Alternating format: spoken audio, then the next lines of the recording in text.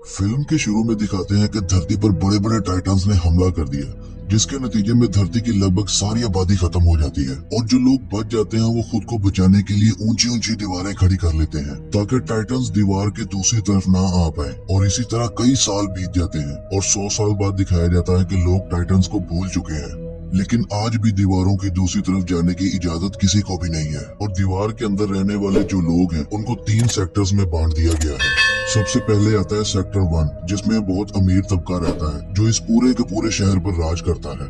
दूसरे सेक्टर में इंडस्ट्रियल रहते हैं जहाँ बड़ी बड़ी फैक्ट्रीज हैं। और तीसरे सेक्टर में वो लोग रहते हैं जो खेती बाड़ी करते हैं। और इन तीनों सेक्टर्स के लोगों को खास तौर पे हिदायत होती है कि ये एक सेक्टर से दूसरे सेक्टर नहीं जा सकते। और अब जो कृषिवर है, जिसे सेक्टर 3 कहते हैं, वहाँ हरुमा नाम का एक लड़का रहता है जो बहुत ही बहादुर है और वो टाइटन्स की कहानियों पर यकीन नहीं रखता, क्योंकि टाइटन्स के हमले को 100 साल बीत चुके हैं और टाइटन्स के हमलों की कहानियां अब सिर्फ किताबों तक ही रह चुकी हैं। इसलिए आज के लोग इन चीजों को सिर्फ कहानियां मानते हैं। हरुमा का सपना होता है कि वो दीवार के उस पार जाके उस पार की दुनिया को भी देखेगा। वो अपना ये ख्वाब अपने दोस्तों के साथ भी शेयर करता है और फिर एक दिन जब उसे मौका मिलता है तो वो अपने दोस्तों के साथ दीवार के पास चला जाता है। यहाँ पर हमेशा आर्मी का पहरा रहता है, इसलिए वो लोग इन सबको पकड़ लेते हैं। और इससे पहले कि वो सब लोग इन्हें मार दे, यहाँ पर आर्मी का कैप्टन आ जाता है। वो हरुमा को पहले से ही जानता है। वो इन्हें बोलता है कि तुम्हें यहाँ नहीं आना चाहिए था, तुम वापस चले जाओ और फिर कभी दीवार के पास मत आना। पर इससे पहले कि हरुमा अपने दोस्तों के साथ वापस जाता, तभी आसपास की जमीन थर्राने लगती है। और जब ये लोग दीवार पर देखते हैं तो वहाँ बहुत बड़ा जलता हुआ टाइटन नजर आता है, जो दीवार से भी बहुत बड़ा होता है। इससे पहले इन्होंने कभी इतना बड़ा टाइटन नहीं देखा था, क्योंकि इन्होंने सिर्फ टाइटन्स की बातें किस्से कहानियों में सुनी थी।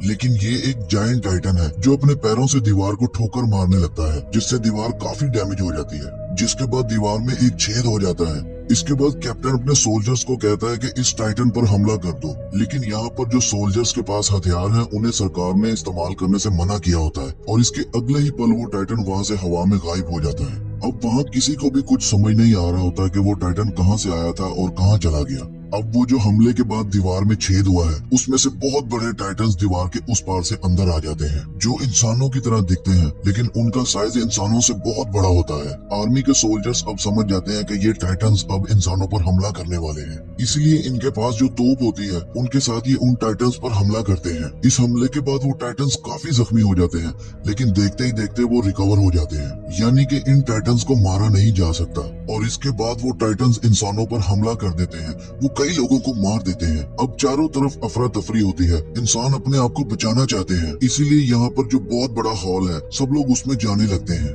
हरुमा और उसकी दोस्त भी उस हॉल में जा रहे होते हैं, लेकिन तभी हरुमा की दोस्त देखती है कि वहाँ पर एक बच्चा है। वो उस बच्चे को बचाने के लिए चली जाती है। वहाँ पर इतनी ज्यादा भीड़ होती है, हरुमा चाहकर भी अपनी दोस्त तक नहीं पहुँच पाता और भीड़ खुद ब खुद हरुमा को हॉल के अंदर पहुँचा देती है। और अब हॉल का दरवाजा बंद कर दिया जाता है। हालांकि हरुमा दरवाजा खोलने की कोशिश करता है, लेकिन उसे ऐसा करने से रोक दिया जाता है। और अगले ही पल एक फीमेल टाइटन उसकी दोस्त के पास आ जाती है और वो उसकी दोस्त और उस बच्चे को मार देती है। हरुमा किसी तरह उस हॉल से बाहर आ जाता है और जब वो बाहर आकर देखता है तो उस हॉल के चारों तरफ टाइटन्स होते हैं, जो उस हॉल की छत को तोड़कर वहाँ मौजूद सब इंसानों को खाना शुरू कर देते हैं। हरुमा अब वहाँ से निकल जाता है और अब उसके चारों तरफ सिर्फ और सिर्फ तबाही ही होती है। और अब सीन शिफ्ट होता है और हमें 2 साल बाद का सीन दिखाया जाता है, जहाँ हरुमा इंडस्ट्रियल एरिया में है, यानी सेक्टर नंबर 2 में। दरअसल यहाँ की दीवारें बहुत ऊंची और मजबूत हैं, इसलिए टाइटन्स यहाँ तक नहीं पहुँच पाए थे। टाइटन्स के हमले के बाद बाकी के बचे हुए लोग सेक्टर नंबर 2 यानी इंडस्ट्रियल एरिया में आ चुके हैं, लेकिन यहाँ आने के बाद भी इन सब लोगों की हालत बहुत खराब होती है, क्योंकि यहाँ की आबादी अब बहुत ज्यादा बढ़ चुकी थी। इसलिए यहाँ इन्हें ना अच्छा खाना मिलता था और ना साफ पानी। अब अगर इन्हें अच्छा खाना, अच्छी जिंदगी चाहिए तो इन्हें सेक्टर 3 जहाँ से ये आए थे, जहाँ पर सबसे निचले लेवल के लोग रहा करते थे, उस एरिया को टाइटन्स के कब्जे से छुड़ाना होगा। इसलिए यहाँ पर आर्मी की एक टीम बनाई जाती है जो सेक्टर 3 में टाइटन से मुकाबला करके उस सेक्टर को टाइटन से आजाद करवाएगी। और इस टीम में हरुमा भी होता है। दरअसल टाइटन्स ने उसकी दोस्त को भी मार दिया होता है, इसलिए वो अब उन टाइटन से अपनी दोस्त की मौत का बदला लेना चाहता है। और अब आर्मी के कैप्टन अपने सोल्जर से कहते हैं कि सेक्टर नंबर 3 की दीवार के उस होल को हमें बंद करना होगा जहाँ से वो बड़े टाइटन्स दीवार के अंदर आए थे। हम वहाँ पर ब्लास्ट करेंगे जिससे आसपास का सारा मलबा उस होल को बंद कर देगा और टाइटन्स फिर कभी सेक्टर नंबर 3 पर हमला नहीं कर सकेंगे। और अब यहाँ आर्मी को ये भी मालूम हो जाता है कि टाइटन्स को कैसे मारा जा सकता है। दरअसल टाइटन्स के पीछे से अगर उनकी गर्दन पर वार किया जाए तो वो मारे जाएंगे और इसके बाद वो फिर से कभी जिंदा नहीं हो सकेंगे।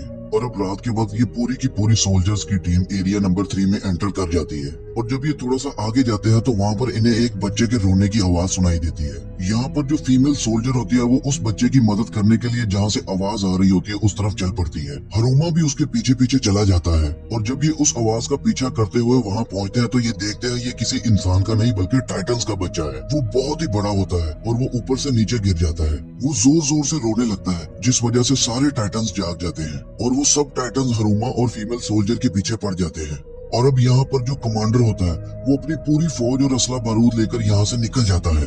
और अब वहाँ पर हरुमा और वो फीमेल सोल्जर और बाकी के कुछ सोल्जर्स जो गाड़ियों से उतर गए थे उन सबको टाइटन्स घेर लेते हैं। और इससे पहले कि वो टाइटन्स इस सबको मारते वहाँ एक लड़की आ जाती है जो हरुमा की दोस्त है, जो आज से 2 साल पहले उस छोटे बच्चे की वजह से हॉल में नहीं जा सकी थी, जिसके बारे में हरुमा को लगता था कि वो मर चुकी है, लेकिन वो आज भी जिंदा होती है और इसका नाम मिकासा है। मिकासा के साथ इसका कैप्टन शिकिशिमा भी होता है जो बहुत सारे टाइटन्स को मार चुका है और अब वो यहाँ पर कई सारे टाइटन्स को मार देता है और इन सबको बचाकर यहाँ से निकाल लेता है। लेकिन मिकासा अपने दोस्त की तरफ देखकर खुश नहीं होती, उसकी आंखों में गुस्सा होता है। दरअसल आज से कई साल पहले जब टाइटन्स ने उसे निगल लिया था तो कैप्टन शिकिशिमा ने ही उसे टाइटन से बचाया था और उसे टाइटन से लड़ना सिखाया और उसने बताया कि टाइटन से डरना नहीं है, डर ही तुम्हारा सबसे बड़ा दुश्मन है। तुम्हें अपने गुस्से को टाइटन्स के खिलाफ इस्तेमाल करना होगा। और अब यहाँ पर इनकी टीम का कमांडर भी आ जाता है। वो इन सबको सफाई देते हुए कहता है कि मैं अपने हथियारों को खोना नहीं चाहता था, इसलिए मैं यहाँ से चला गया था।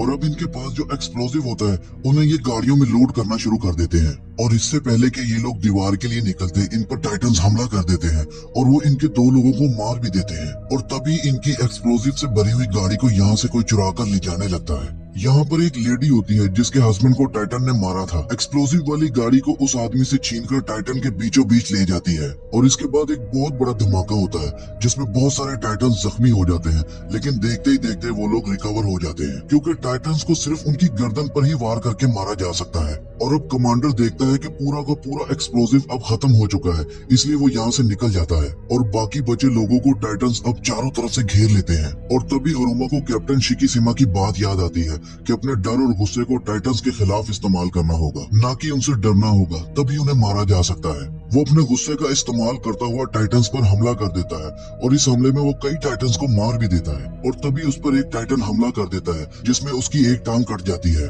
वहीं दूसरी तरफ एक टाइटन हरुमा के दोस्त को पकड़ लेता है और अपने मुंह में डाल लेता है, पर इससे पहले कि टाइटन उसे निगलता, हरुमा टांग कट जाने के बाद भी उठता है और उस टाइटन पर हमला करने के लिए किसी तरह अपने दोस्त तक पहुंच जाता है। जिसे टाइटन निगलने वाला होता है वो अपने दोस्त को उस टाइटन के मुंह से निकाल देता है और वो खुद टाइटन के मुंह में आ जाता है और इसके बाद वो अपना एक हाथ भी खो देता है और वो टाइटन उससे निकल जाता है। कुछ ही सेकंड्स के बाद वो देखता है कि वो टाइटन के पेट के अंदर है। वहीं बाहर हरुमा की दोस्त मिकासा होती है जो देखती है कि हरुमा को टाइटन ने निगल लिया है और फिर वो गुस्से से उस टाइटन पर हमला कर देती है, लेकिन जिस फ्लाइंग ऑब्जेक्ट पर वो फ्लाई कर रही होती है वो खराब हो जाता है और वो नीचे गिर जाती है। और अब उसके सामने वही टाइटन है जिसने हरुमा को निगला होता है और अब वो मिकासा को भी खाने वाला था, लेकिन इससे पहले कि वो ऐसा करता तभी उसका पेट फट जाता है और उसके अंदर से एक दूसरा टाइटन निकलता है जो देखने में बहुत ही खतरनाक और ताकतवर नजर आ रहा होता है। वो टाइटन इंसानों पर हमला नहीं करता बल्कि दूसरे टाइटन्स पर हमला कर देता है। जब सब लोग ध्यान से उसे देखते हैं तो ये कोई और नहीं बल्कि हरुमा होता है। हरुमा वहाँ मौजूद सब टाइटन्स को मार देता है, लेकिन कमजोर होने की वजह से वो जमीन पर गिर जाता है। और तभी कैप्टन शिकिशिमा कहता है कि इसके गर्दन के पीछे वाले हिस्से को काट दो। मिकासा ऐसा ही करती है, वो उसकी गर्दन के पीछे वाले हिस्से को काट देती है और अगले ही पल ये सब देखते हैं कि वहाँ हरुमा अपनी असली हालत में है। उसने इस टाइटन्स के हमले में जो अपना हाथ और पैर खोया था अब वो वापस आ चुका है। मानो ऐसा लगता है जैसे हरुमा ने नया जन्म लिया हो। वहीं दूसरी तरफ कैप्टन शिकिशिमा ऊपर खड़ा सेब खाता हुआ ये सब देख रहा होता है। उसके चेहरे पर एक मुस्कुराहट होती है जैसे उसे पहले से ही मालूम हो कि ये सब कुछ होने वाला है। और अब यहाँ से सीन शिफ्ट होता है फ्लैशबैक में, जहाँ हरुमा एक छोटा बच्चा होता है। उसके फादर एक साइंटिस्ट होते हैं जो हरुमा की बॉडी में एक वायरस इंजेक्ट करते हैं। हालांकि ऐसा करने से उसकी मॉम हरुमा के फादर को मना करती है, लेकिन हरुमा के फादर उसे कहते हैं कि आने वाले वक्त में हरुमा इंसानियत को बचाने के लिए एक बहुत बड़ा रोल प्ले करेगा। और तभी यहाँ कुछ गवर्नमेंटी एम्प्लॉयज आ जाते हैं, यानी आर्मी के लोग। हरुमा के पेरेंट्स हरुमा को छुपा देते हैं। गवर्नमेंट को पता चल चुका होता है कि हरुमा के फादर यहाँ कुछ एक्सपेरिमेंट कर रहे हैं और अब ये वो वक्त था जब वैज्ञानिक एक्सपेरिमेंट करना पूरी तरह से बैन था। वो हरुमा के फादर की एक्सपेरिमेंट की सारी बुक्स जला देते हैं। उस वक्त आर्मी के वो कैप्टन भी वहाँ होते हैं जिन्होंने कहानी के शुरू में हरुमा और उसके दोस्तों को दीवार के पास सोल्जर से बचाया था। दरअसल वो हरुमा के फादर के दोस्त थे, इसलिए वो शुरू से हरुमा को पसंद करते हैं। और अब हरुमा और उसकी मॉम को आर्मी के लोग अपने साथ ले जाते हैं। कहानी दोबारा शिफ्ट होती है प्रेजेंट पर, जहाँ कमांडर ने हरुमा को बांध रखा होता है। हरुमा को खुद भी समझ नहीं आ रही होती कि वो कैसे एक टाइटन में कन्वर्ट हो गया था, लेकिन कहीं ना कहीं उसे ये खुशी थी कि उसने टाइटन से अपने दोस्तों को बचा लिया। लेकिन अब वो कमांडर हरुमा को दुश्मन समझता है, सबके लिए खतरा समझता है, इसलिए वो हरुमा को बांध देता है और साथ वो ये भी चाहता है कि अब दुनिया में किसी किस्म का एक्सपेरिमेंट ना हो। यहाँ पर हरुमा के फादर का दोस्त वो कैप्टन भी होता है। वो कमांडर को कहता है कि तुम्हें हरुमा को छोड़ देना चाहिए, वो हमारी मदद कर सकता है। और जब वो कमांडर देखता है कि कैप्टन हरुमा की साइड ले रहा है तो वो उसे गोली मारकर मार देता है। लेकिन वो कैप्टन मरने से पहले हरुमा को बता देता है कि तुम्हारी मॉम और फादर का कातिल कोई और नहीं, ये कमांडर ही है। और अब हरुमा को पता चल जाता है कि उसके पेरेंट्स का कातिल कौन है, इसलिए हरुमा और उसके सब साथी कमांडर के खिलाफ हो जाते हैं। इससे पहले कि वो कमांडर इन सबको मारता, तभी वहाँ ऊपर से एक बहुत बड़ा टाइटन नीचे आकर गिरता है।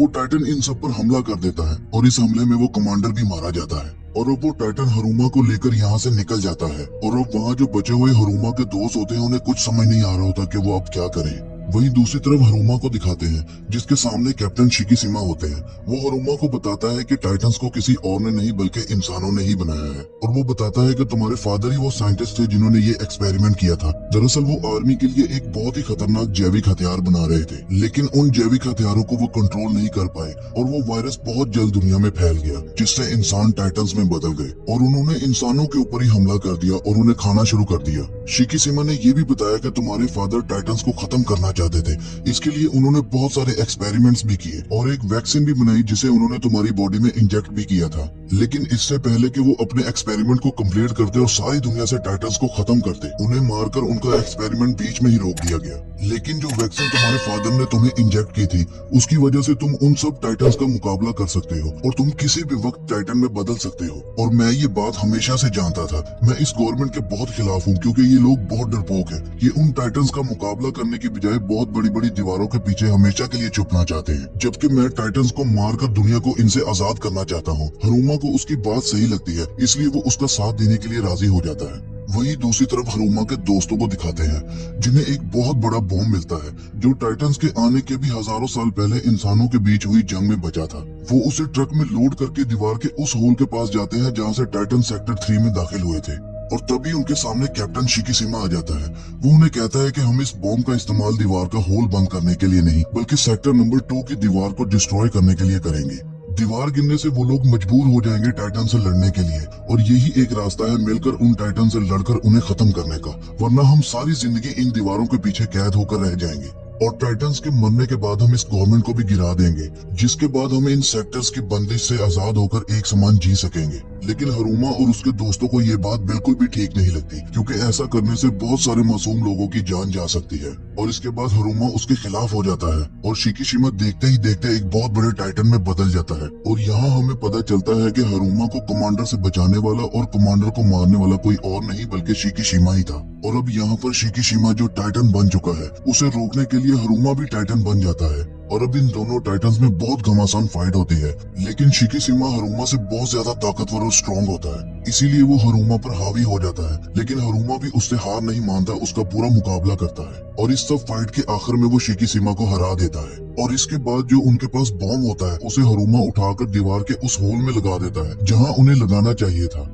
और तभी हम दीवार के ऊपर कमांडर को खड़ा देखते हैं, जो अभी भी जिंदा होता है। और यहाँ हमें पता चलता है कि कहानी के शुरू में जो बहुत बड़ा जायंट टाइटन दीवार को तोड़ रहा था, वो कोई और नहीं बल्कि कमांडर ही था। दरअसल कमांडर चाहता है कि इंसान हमेशा टाइटन से डर कर ही रहे, वो उनका खात्मा नहीं करना चाहता। और अब वो कमांडर पर तीर से हमला करते हैं, जिसके बाद कमांडर फिर से एक जायंट टाइटन में बदल जाता है। लेकिन हरुमा चाहकर भी उस जायंट टाइटन का अकेले मुकाबला नहीं कर सकता, इसलिए शिकिशिमा भी उसका साथ देने के लिए आ जाता है। और अब ये दोनों मिलकर उस जायंट टाइटन का मुकाबला करते हैं। और इसी लड़ाई के बीच हरुमा वो बॉम्ब उठाकर कमांडर, जो अभी बहुत बड़ा जायंट टाइटन बन चुका है, उसके मुंह में डाल देता है। और उस बॉम्ब के ब्लास्ट होने पर न सिर्फ कैप्टन का खात्मा होता है, बल्कि दीवार के कुछ हिस्से टूटने से और टाइटन के मलबे से वो छेद बंद हो जाते हैं जहाँ से सेक्टर 3 में वो जायंट टाइटन्स आया करते थे। यानी कि अब ये जगह पहले की तरह पूरी तरह सेफ हो चुकी थी। वहीं दूसरी तरफ हरुमा और मिकासा को दिखाया जाता है जो दीवार के ऊपर खड़े होते हैं। जैसा कि हरुमा का हमेशा की तरह सपना था, वो दीवार के ऊपर खड़ा होकर दूसरी तरफ की दुनिया को देखना चाहता था और यहाँ से इन्हें बहुत बड़ा समुंदर नजर आता है। इन दोनों ने जिंदगी में पहली दफा समुंदर को देखा होता है, जिसे देखकर हरुमा और मिकासा बहुत खुश हो जाते हैं और इसी के साथ ये फिल्म यहाँ पर खत्म हो जाती है।